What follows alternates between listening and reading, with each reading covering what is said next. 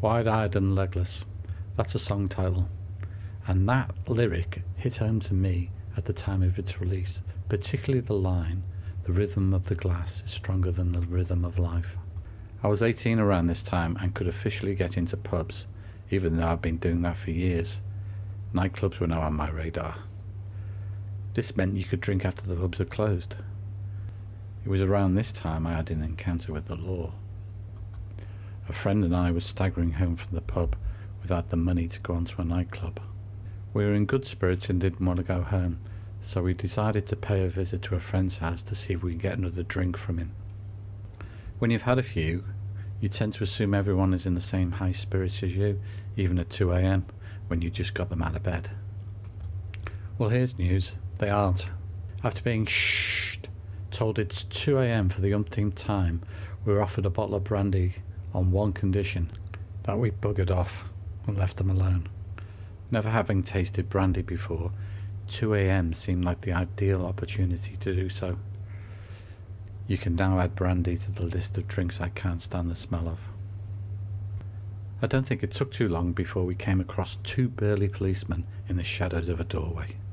I couldn't resist it. I said, "Hello ladies, looking gorgeous tonight." I don't think that went down as well as I expected, because I awoke the next day in a police prison cell with no memory of the previous night, stark bollock naked and covered in bruises. Waking up to be greeted with a scene like this with a hangover, terrible thirst and with no clothes on was slightly disorientating, to say the least. I'd had hangovers in the past, but nothing like this, and why was I here? It was like that scene in the film American Werewolf in London, where he awoke to find himself naked and not having a clue as to what had happened. I couldn't remember a thing. I could only presume our first date hadn't gone too well. I had no idea why I had no clothes on. It was the dead of winter and freezing, so I think I was stripped and thrown into the cell to teach me a lesson.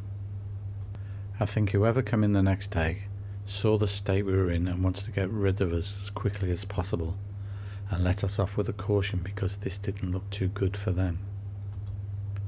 The conclusion I came to, after all, I had no idea what actually happened that night, is it started with the hello ladies comment, which I assume they took offence to, and that's about it. I can't remember anything else. I'm not a violent person, nor was my friend. That didn't really matter, as we were legless and could hardly stand up. It was far more likely that I was trying to be funny. It had been a long, cold night, and that was the last thing these two newlyweds needed. Two drunk teenagers. To find yourself in a situation like that at such a young age, and to laugh it off in the pub as an hilarious story, is pretty worrying. Not to see the danger signs is even more worrying. Bye for now.